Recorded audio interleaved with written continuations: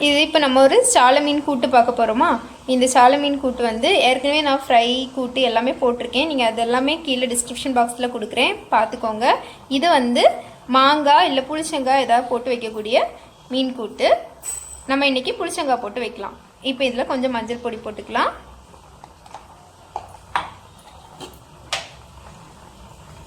அப்புறம் உப்பு போட்டுக்கலாம்.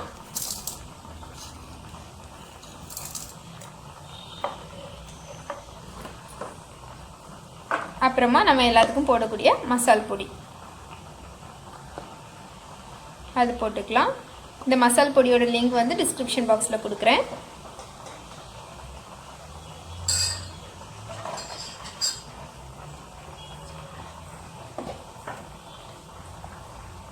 சால மீன் வைக்கும்போது கொஞ்சம் போல் மல்லி போட்டால் நல்லாயிருக்கும். கொஞ்சம் மல்லி போட்டுக்கலாம்.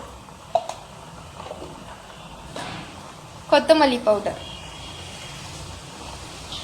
இந்த மசால் பொடியிலையும் மல்லி இருக்கும், இருந்தாலும் கொஞ்சம் கூடுதல் மல்லி டேஸ்ட் இருந்துச்சுன்னா இதில் வந்து நல்லாயிருக்கும்.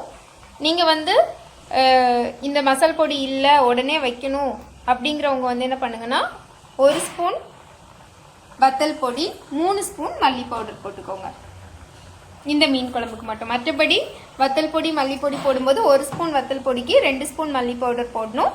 ஆனால் இந்த மீன் குழம்புக்கு வந்து 1 ஸ்பூன் வத்தல் பொடிக்கு 3 ஸ்பூன் மல்லி பொடி போட்டுக்கோங்க. இப்போ இதில் புளிச்சங்காய் எப்படி இருக்கும்னா எல்லோரும் பார்த்துருப்பீங்கன்னு நினைக்கிறேன். இப்படி இருக்கும், நல்லா புளிப்பாக இருக்கும். நெல்லிக்காய் மாதிரி காய்க்கும். அந்த மரத்தில் அந்த கிளையில் அப்படி காய்க்கும். இதை வந்து ரவுண்டாக கட் பண்ணி சேர்த்துக்கலாம். இது மீனில் போட்டாச்சுன்னா அவ்வளோ டேஸ்ட்டாக இருக்கும், நல்லா புளிப்பாக இருக்கும். இது கிடைக்கல, மாங்காய் கிடைச்சதுன்னா மாங்காவும் போட்டுக்கலாம்.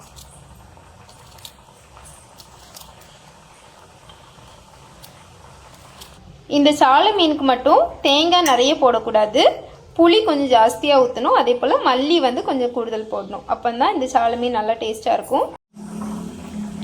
இதில் வந்து அரைக்கிறதுக்கு தேங்காய், சின்ன உள்ளி, அப்புறம் பூண்டு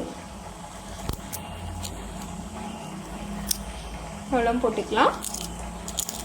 போட்டு நல்லா அரைச்சி எடுத்துக்கணும். 2 சின்ன உள்ளி, 2 பல் பூண்டு. இவ்வளோ மீனுக்கும் ஒரு 20 மீன் கிட்ட இருக்கும் அவ்வளோத்துக்கும். அப்புறமா கொஞ்சமாக கருவேப்பிலை. இப்போ தேங்காய் அரைச்சாச்சு, அதையும் இது கூட மிக்ஸ் பண்ணிக்கலாம். சால மீனுக்கு தேங்காய் வந்து கம்மியாகவும் புளியும் மல்லியும் கொஞ்சம் ஜாஸ்தியாகவும் போடணும்.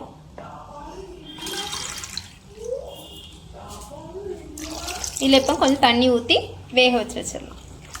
இப்போ பாருங்கள், இது நல்லா கொதிக்க ஸ்டார்ட் ஆகிடுச்சு. இது நல்லா கொதிக்கட்டும். கொதிச்சு கொஞ்சம் வற்றணும். இப்போ பாருங்கள், இந்த மீன் கொஞ்சம் வற்ற தொடங்கிடுச்சு. இந்த நேரம் டேஸ்ட் பார்த்துக்கோங்க. புளிச்சங்காவோ மாங்காவோ எது போட்டிருக்கீங்களோ அதில் உள்ள புளிப்பை பார்த்துட்டு மீதிக்கு புளி ஊற்றிக்கோங்க. இப்போ இது வந்து புளிப்பு கொஞ்சம் கம்மியாக தான் இருக்குது, இதுக்கு கொஞ்சம் புளி ஊற்றிக்கலாம். நம்ம இந்த ஸ்டேஜில் புளி ஊற்றிக்கணும். இது அப்படியே இருந்து வற்றட்டும். பாருங்க, நல்லா கொதிச்சிருச்சு. இப்போ கடைசியாக கொதிச்சு நல்லா வத்திருச்சு.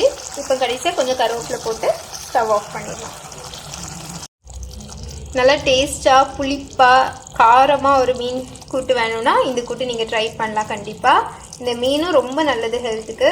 அதனால் இந்த மீன் கிடச்சுன்னா விடாதீங்க, கண்டிப்பாக இந்த மீன் வாங்க. விலையும் ரொம்ப கம்மி, டேஸ்ட்டும் நல்லாயிருக்கும், ஹெல்த்துக்கும் ரொம்ப நல்லது.